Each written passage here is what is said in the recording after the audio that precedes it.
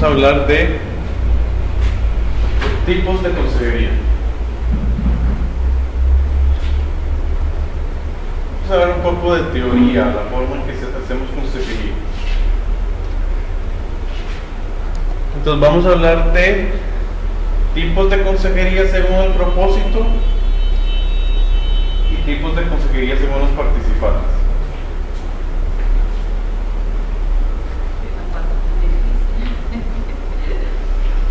Entonces, vamos a hablar de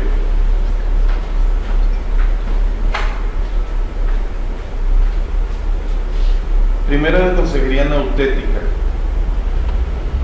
De hecho, la teología, la consejería y la teología reformada en América Latina está muy influenciada por este tipo de consejería, lo que se llama consejería nautética. Vamos a hablar como nautética, la consejería de amonestación. De hecho, hay varios libros escritos por este señor que se llama Jay Adams, y él acuñó ese término. Básicamente acuñó el término de la palabra griega nouteteo, que significa amonestar. Entonces forma eso y empieza a hablar de la consejería nautética. Jane Adams escribió varios libros, primero en inglés y luego fueron traducidos al español. El más conocido de ellos fue traducido con el título Capacitado para Orientar. De hecho, hay una versión de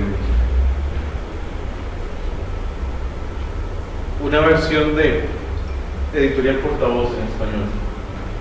Luego hay otro que se llama Manual de Consejería. Creo que se llama así, Manual de Consejería,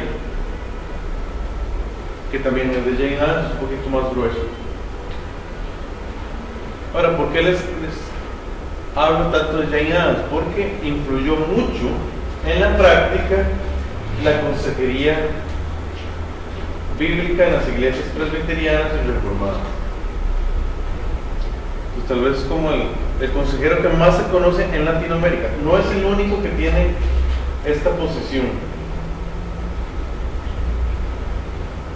Hay otros autores, ¿verdad? Están los esposos Bocan, está el David Paulison, que es el profesor de consejería en Westminster, ¿verdad? En el seminario en Westminster. Pero básicamente, por ejemplo, Jane Adams en su libro, ayer que hablábamos de la relación entre consejería y psicología, Jane Adams, en su libro Capacitado para Orientar y luego un manual para consejería, dedica grandes porciones de su libro a debatir tres polos. Primero Freud, ¿verdad? Que tal vez es el psicólogo más antiguo conocido, pero también dedica a hablar de Carl Rogers y, si no me equivoco, de Skinner. Entonces empieza aquí esta posición, ¿verdad? que ha prevalecido entre los reformados y presbiterianos de ser antipsicología, por lo menos en Latinoamérica, ¿verdad? Porque tienen esa fuerte influencia. Como les digo, la palabra nautética viene de amonestación. Entonces su tesis es que principalmente la consejería es amonestar. Es la tesis del escrito. Tal vez Jane Adams sí le da ese sentido más amplio, donde amonestar no es solamente regañar, sino que también es consolar. Pero su énfasis principal está en esa amonestación, ¿verdad? Entendida como una palabra donde la persona se le amonesta por el pecado. Vamos a leer varios textos. Vamos a buscar Hechos de los Apóstoles, capítulo 20. versículo 31. Nuevamente buscamos Hechos de los Apóstoles, capítulo 20, versículo 31.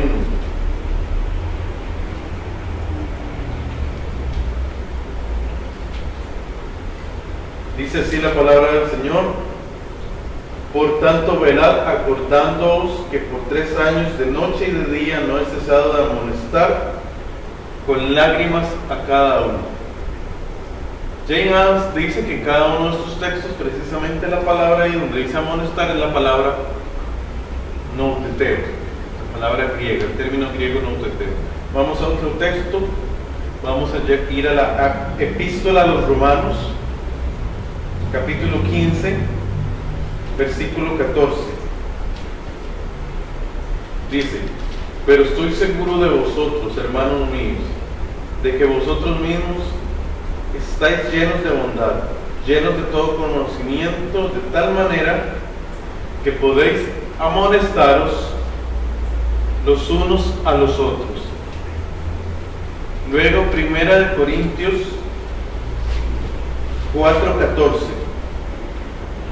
La primera epístola de los Corintios, versículo 14, que nos dice: no escribo esto para avergonzaros, sino para amonestaros como a hijos míos amados.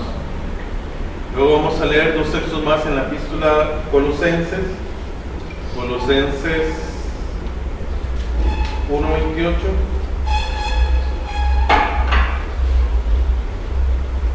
que dice: a quien anunciamos amonestando a todo hombre y enseñando a todo hombre en toda sabiduría, a fin de presentar perfecto en Cristo Jesús a todo hombre.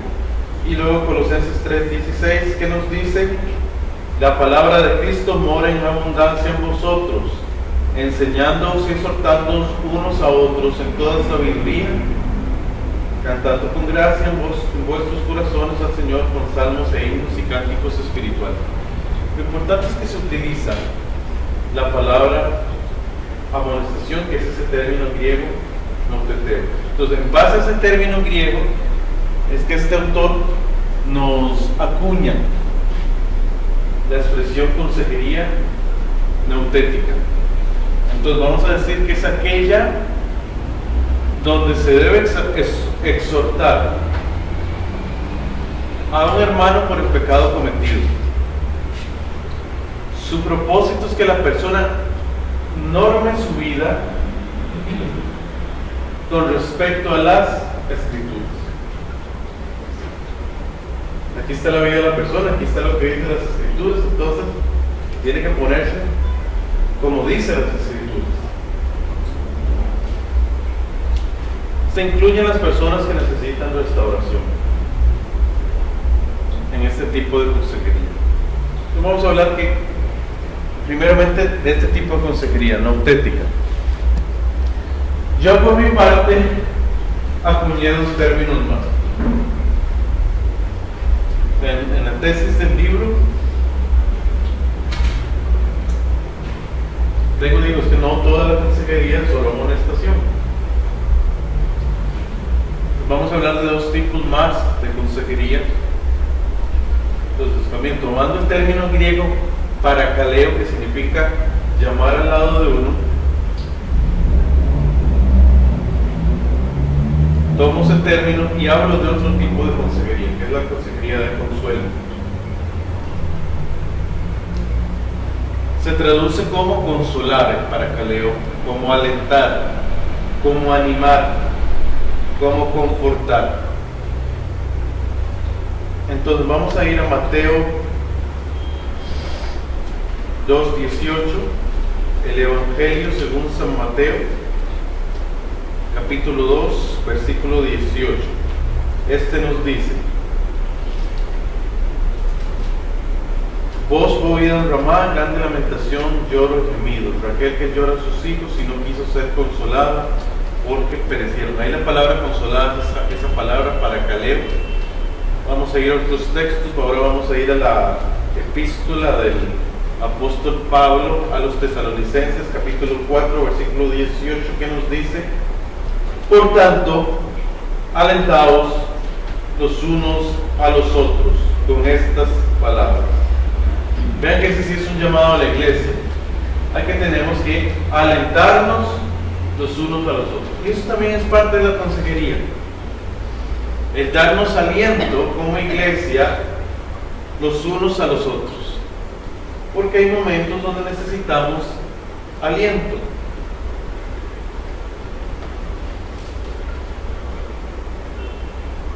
Ahora vamos a ir a 1 Tesalonicenses 5:11, que nos dice: por lo cual, animados unos a otros y edificados unos a otros, como lo hacen. Nuevamente ahí la palabra animados es esta palabra, es parakaleo. Un texto más para terminar, nos vamos a Colosenses 4:8.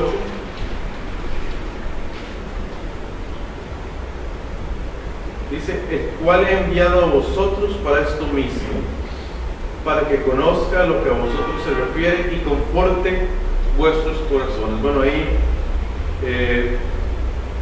Pablo está hablando de que él envió a un hombre llamado Tíquico, y que lo envió a los colosenses, a la iglesia de Colosas, para confortar. Y ahí la palabra confortar es nuevamente parakaleo. Ven que el mismo término, el término paracletos, es el mismo término que se traduce como consolador, que primeramente se utiliza para Jesús y luego para el Espíritu Santo. Entonces dice: y les enviaré otro consolador. Ese viene del mismo término, el paracletos. Vean que es un término legal. El término paracletos es un término legal, se utilizaba jurídicamente. Significa intercesor o abogado. De hecho, tal vez la mejor forma de entenderlo es ver imaginarse como un juicio, donde el paracletos es el abogado defensor, como decimos. ¿Y quién es el acusador? También hay una palabra en griega que significa acusador. ¿Cuál es? ¿Alguno le recuerda? Diablo o diabolos, es la palabra griega. Entonces es muy interesante cuando nos damos cuenta de eso, ¿verdad? Que tenemos el paracleto, que es el defensor, y está el diabolos, que es el acusador. Entonces vamos a hablar entonces que la consejería paraclética es aquella consejería que consiste en dar aliento y apoyo en medio de las dificultades de la vida, porque todos pasamos por situaciones de prueba, de crisis, donde Dios nos está formando, donde a veces las cosas no entendemos por qué suceden, pero en medio de eso podemos decirle: Dios está bajo control. El Dios soberano sabe lo que está haciendo en tu vida, y que aunque muchas veces las cosas no tienen sentido para nosotros, podamos reposar en que Dios sabe lo que está haciendo. Como les decía yo ayer, todas las cosas nos van a ayudar a bien, según el texto de Romanos 8:21. Entonces sí, hay una parte de la consejería que es eso: alentar, estar a la par de la persona, llorar con la persona. Eso también es consejería. Siguiendo, vamos a hablar de un tipo más de consejería. Vamos a hablar de la consejería podegótica. Ese es otro término acuñado por mi persona, por su servidor. Vamos a hablar que es la consejería de guía. Se basa en la palabra griega podegos y significa guía en el camino. También nuevamente se utilizan diversos textos en la escritura. Vamos a leer el libro de Hechos de los Apóstoles, capítulo 1, versículo 16. Dice: Varones, hermanos, era necesario que se cumpliese la escritura que el Espíritu Santo habló antes por boca de David acerca de Judas, que fue guía de los que prendieron a Jesús.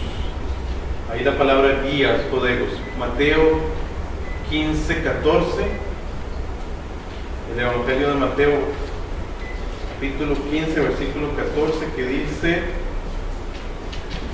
dejadlos, son ciegos guías de ciegos, y si el ciego guiara al ciego, ambos caerán en el hoyo. Bueno, hay otros textos, no vamos a leerlos todos. Básicamente lo que quiero que se entienda es que significa la palabra guía. Lucas 6:39, Apocalipsis 17:17, Mateo 15:14, ya lo había dicho, Juan 16:13, Romanos 2:19. Hay momentos donde solo hay que guiar a la persona cuando estamos dando consejería.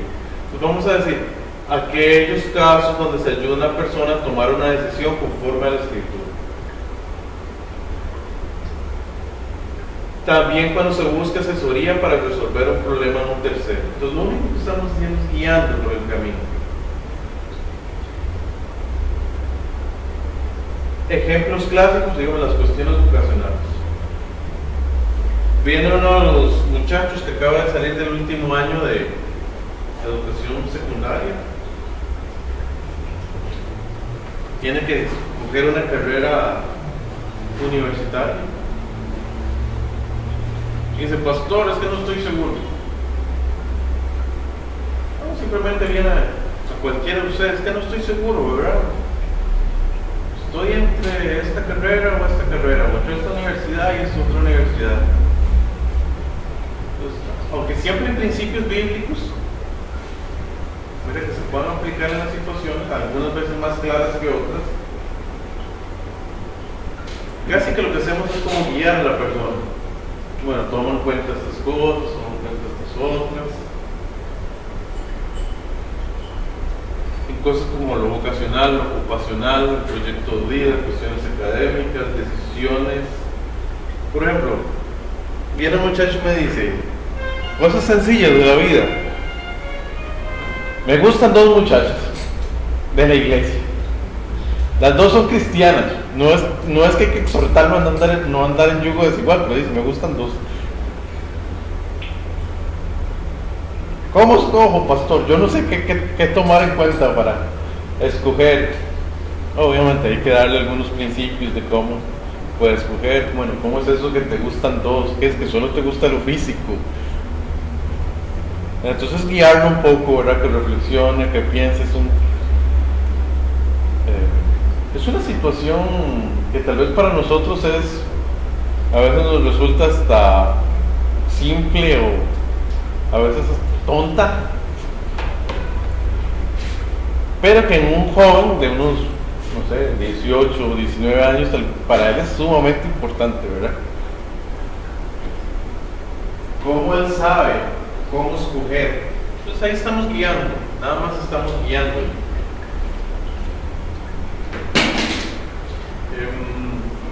Entonces vamos a hablar de esos tres tipos de consejería según el propósito de la consejería bíblica. Ahora vamos a hablar según el tipo de participantes.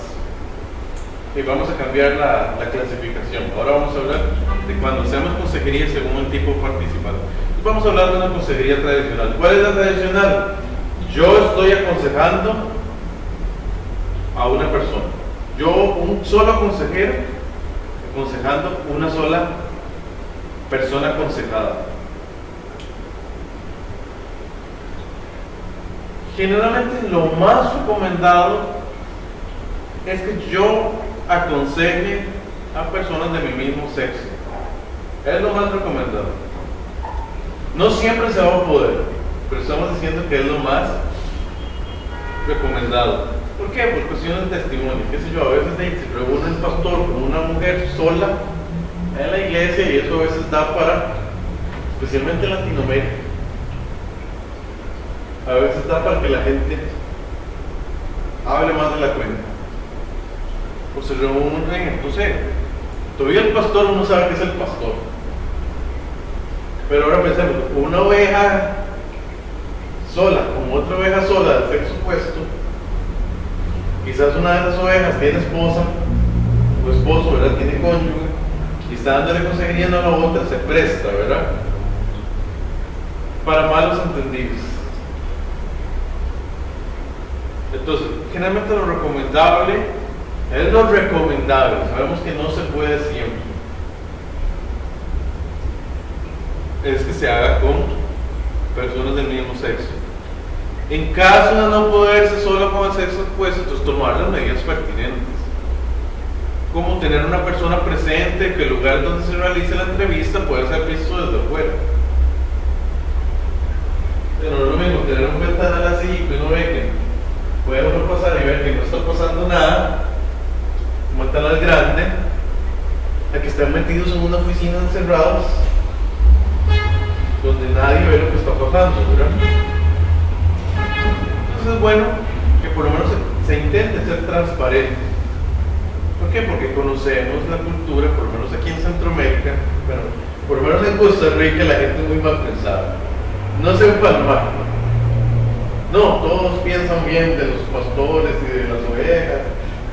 Pero por lo menos en Costa Rica la gente es bien ansiosa, es la verdad. Entonces, sí, a veces hay que tomar medidas, ¿verdad? Para evitar conflictos. Muchas veces, ¿qué es lo que pasa?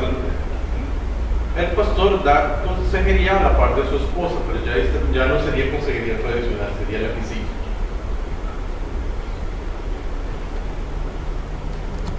Que es co-consejería, que es cuando hay dos o más consejeros y un aconsejado. Es lo más recomendado. No siempre se puede, voy a lo mismo, no siempre se puede, pero es lo más recomendado, que sea tal vez la pareja pastoral. Entonces no importa si están dando consejería a un hombre o una mujer, no influye. Especialmente cuando son esposos, así pueden atender prácticamente cualquier caso sin afectar el testimonio cristiano. Igual, no siempre se puede.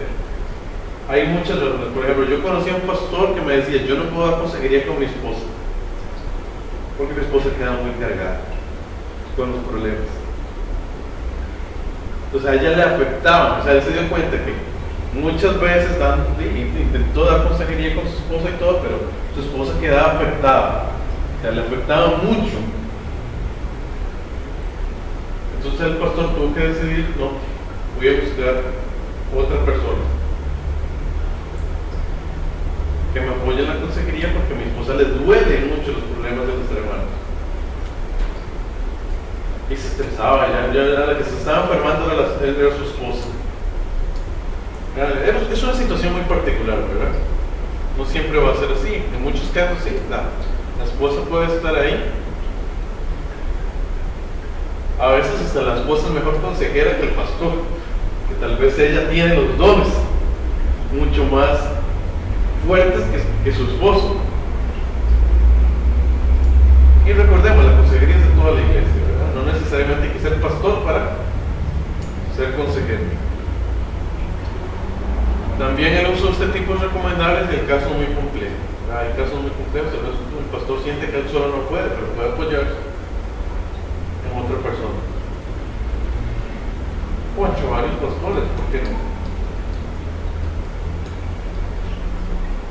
Entonces a eso me refiero con co-consejería.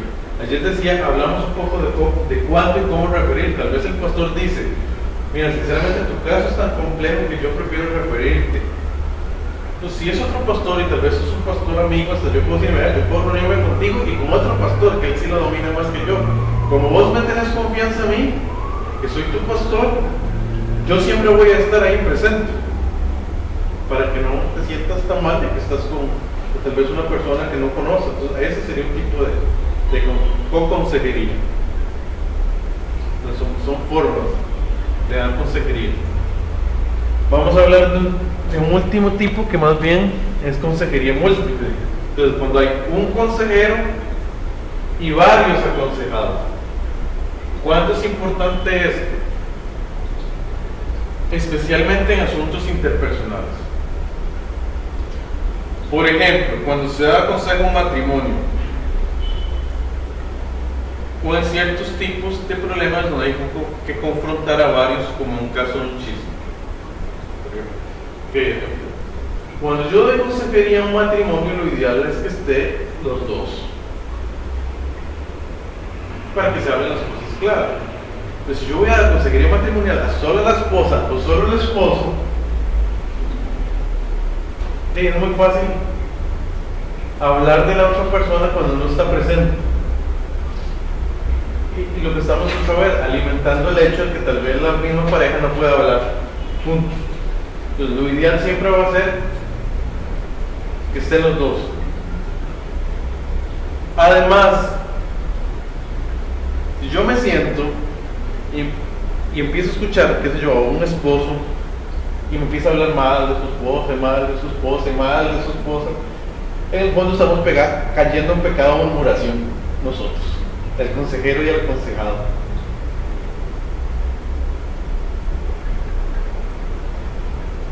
Porque estamos hablando más de una persona sin que esté la persona presente. Y en el fondo eso en la Biblia se llama murmuración, que es un pecado también.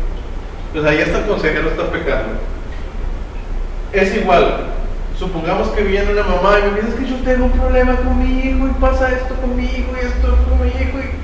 Mira, no, sinceramente, señora, si usted tiene un problema con su hijo y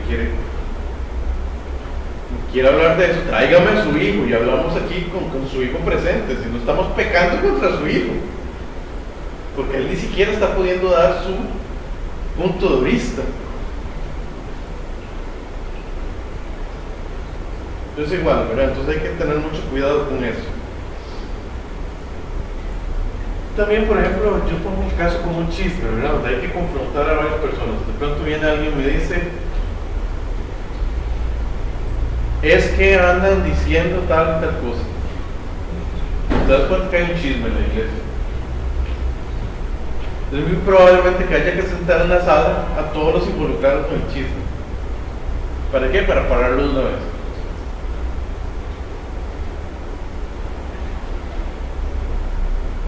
Pero si no, ahí va a seguir, ¿verdad? Si, qué sé yo, un chisme está afectando a una persona, nos damos cuenta. Ok, ¿quién empezó el chisme? Hay que confrontarlo todo, pero también hay que pararlo. ¿A cuántas personas le dijiste eso? A tal.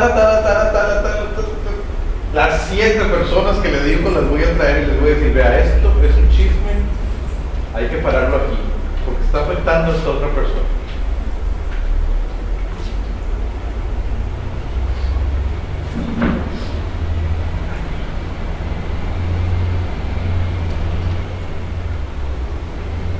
Es importante para que el consejero tenga una visión total de lo que ha sucedido al presentar ambos lados de la cuestión.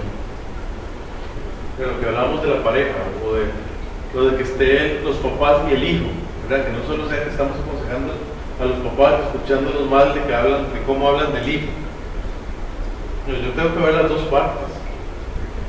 Porque generalmente el ser humano, desde su perspectiva, el problema lo tiene el otro, no yo.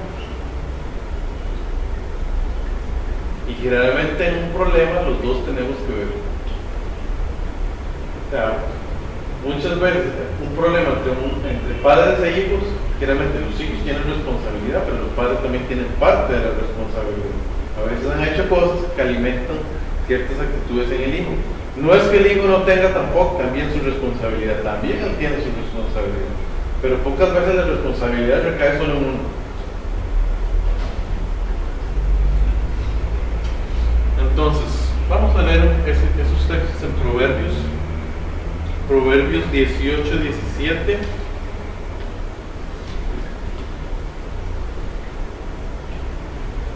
El libro de los Proverbios, capítulo 18,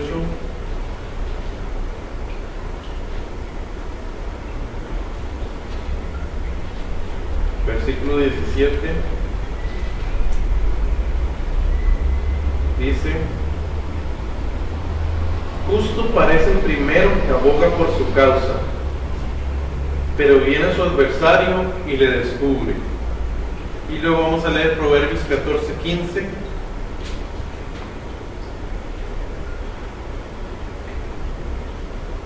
Dice Proverbios 14, 15. El simple todo lo cree, mas el avisado mira bien sus pasos. Entonces, si necesitamos ver las diferentes posiciones, no podemos creerle, porque siempre yo voy a tener mi punto de vista. Y seamos sinceros, siempre por el pecado creemos que nosotros tenemos la razón.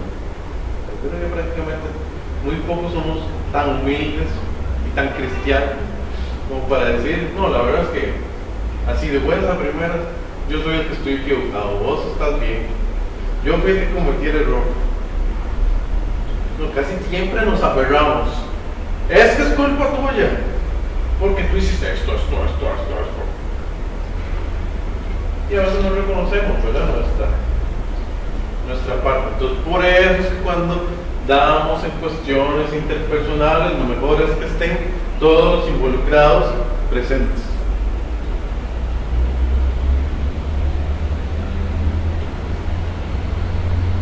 Y con eso terminamos esta tercera mini conferencia sobre tipos de consejería.